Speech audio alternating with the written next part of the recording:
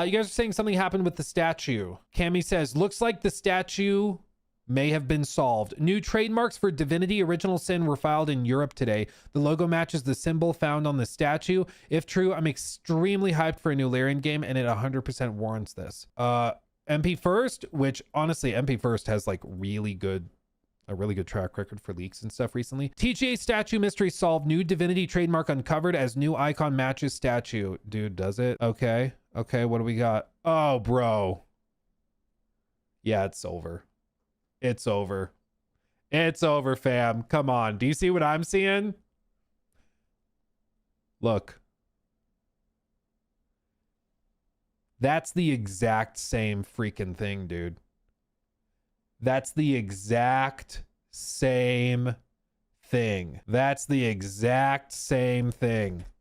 Zero doubt in my mind. They even overlaid it, dude. That's night and day. That's night and day, dude. Wow. But it's still definitely Elder Scrolls 6, right? I mean, come on, man. How on earth? Oh, man. How on earth do you say it's anything else? That's crazy. Fun over.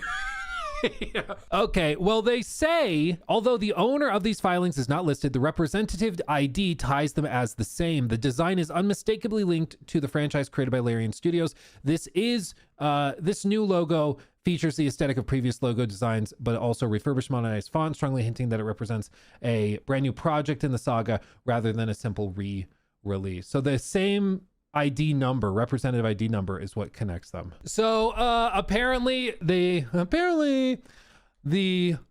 representative ID number 26588, which was also used to file a trademark for Divinity, that same number was used to file this. So the people that filed the trademark information for Divinity also filed the trademark information for this. Ooh, baby.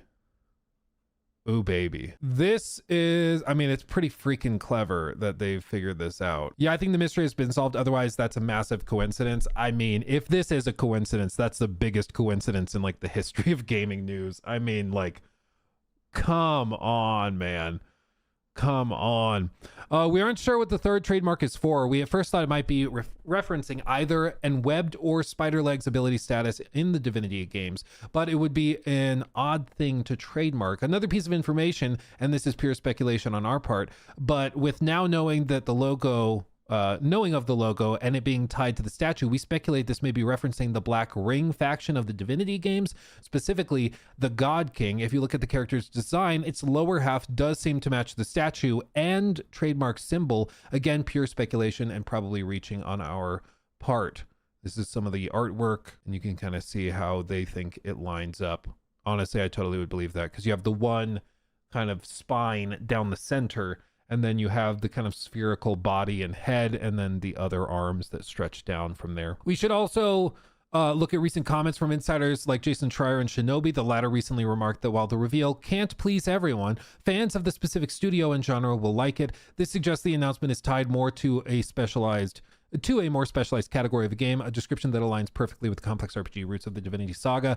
Well, also, I mean, there were people that, even though, like, we had Corey in chat, Corey literally said it's not God of War. Could have meant Gears of War 2. He said GOW, which would have been freaking hilarious. But he said it was not God of War. And still, people are on Twitter saying, yeah, but I think he was lying to get our hopes, like, to like calm us down so that the surprise is even more surprising. I'm like, bro, when you're literally just, you're told no, and you're like, so you mean yes? Like, there is just nothing you can do, because people are like just literally twisting everything, even clear debunks or yeah, it's conspiracy maxing. They like, you will tell them no, that is not true, and they're like, which is exactly what you would say if it was true. Like, there's nothing you can say to convince them otherwise. And so those people were still gonna see this and be like, man, I can't believe, I'm devastated. I really thought it was God of War. I'm like, why? He said it wasn't. But people still like refuse to listen to reason. You know, it's why I've said a lot of times, hype makes you stupid. Okay, it puts blinders on. When people get hyped up at some idea or concept, it removes rationality, and even sometimes makes them act completely irrationally, where it's like, so Todd, we're still seeing this. Somebody went on one of our live stream segments where we talked about how Todd had said like all of these things, and it says it's not like Elder Scrolls 6 is still a ways away. He's like, be very patient.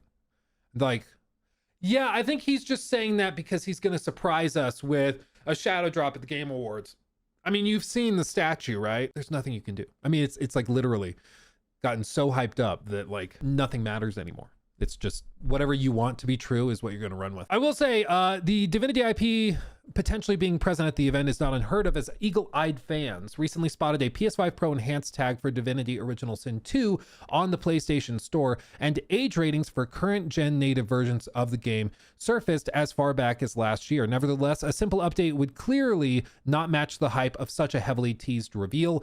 This brings us back to one of the leading theories regarding the mystery statue, Divinity Original Sin 3. As we know, Larian has been working on some projects for a while, like project codenamed Excalibur, so this might just be the indicator that they are ready to make a grand reveal for Divinity. We guess that a shadow drop of original Divinity Sin 2 on current gen upgrade would pair perfectly with the reveal of a full sequel, and these fresh trademark filings serve as a solid confirmation that a major Divinity comeback is imminent. However, we will have to wait and see at the event for official confirmation. Props to MP1st. This is crazy. I mean, it doesn't get more clear cut than that. I mean, dude, that's crazy. Now, I will say, if you are one of the people out there who has never played Divinity, for one, you should, and it sounds like you will get the chance to play it again very, very soon. Okay. But Divinity Original Sin 2, it's not based in D&D 5e, so it's a different system than you would be used to with Baldur's Gate 3, but it's still very, very good, and it's very familiar. And it's also very, very well done. It's not quite on the scale or scope of Baldur's Gate 3, but if anything, that makes it a little bit more approachable. Also, Divinity Original Sin 2, they also have Game Master mode, and Game Master mode is crazy. Posted 8 years ago. You can use it to create your own adventures, through Super like Chat. as a DM Lukey Luke for your friends. Across Baldur's Gate 3, Witcher 3, SND Cyberpunk, and DOS 2. I have 4,600 hours. Holy God. I promise you I will become closed off. I promise you I will become closed off from the world if Divinity 3 comes out. Okay. Okay. Hold on. Hold up. You're saying here before God and everyone that you have 4,600 hours across Baldur's Gate 3, Witcher 3, Cyberpunk, and Divinity Original Sin 2.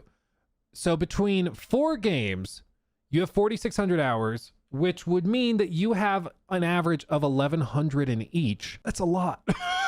That's a lot. I mean, some of these games are older, like Witcher 3 is a decade old, so fair.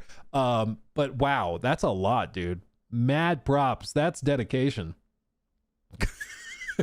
That's crazy. But yeah, I can understand why you like, I'm sure seeing this is like exciting, but then you're also like, I was just starting to make friends. I thought I was maybe going to find a partner, maybe start a family. Now, all is lost.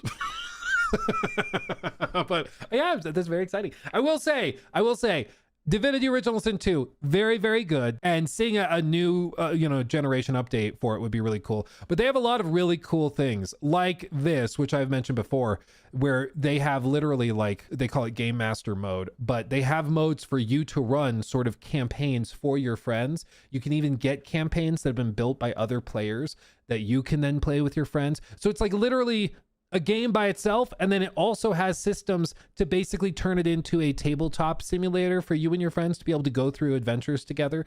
It's really freaking cool. Hearing that they're going to do a sequel to it is pretty exciting. That's pretty cool. So I'm giddy for that one, man. I'm giddy for that one. I still remember one of the first times we played this game was back when it first launched, and I played it with my now wife at the time. I think she was just girlfriend. But because this is like 2018, I think 2017, 18, I don't know, but we played it, and at one point we stole a broom, and it kickstarted an entire like combat engagement where the entire village basically freaked out on us. And it was like one of the most crazy things to happen in a game to us at that point, where like we literally picked up a broom that was in a crate in the back corner of a map, and it ignited all of this. It was absolutely crazy. So anyway, looks like it's Divinity Original Sin 3, and that they're probably going to be doing a drop for a shadow drop for current gen versions of the previous games.